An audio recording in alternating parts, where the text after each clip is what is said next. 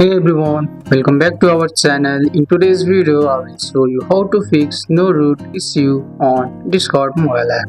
This usually means there is a problem with your connection to the voice server. First, check your internet connection.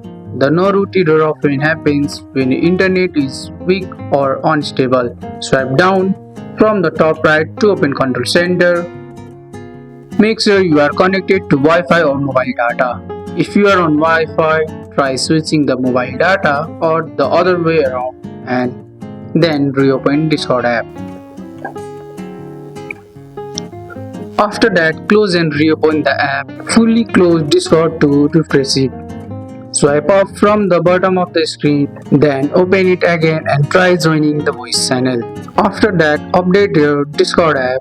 Open the App Store. Tap your profile icon at the top right and scroll down to see if Discord needs an update. If there is an update button next to it, tap on it. Old version can cause voice connection issue on Discord. And that's it. One of those steps will fix the no root error on your phone. That's all for today's video, guys. I hope you guys like this video. If you found this video helpful, drop a like, subscribe for more videos. Thanks for watching and see you in the next one.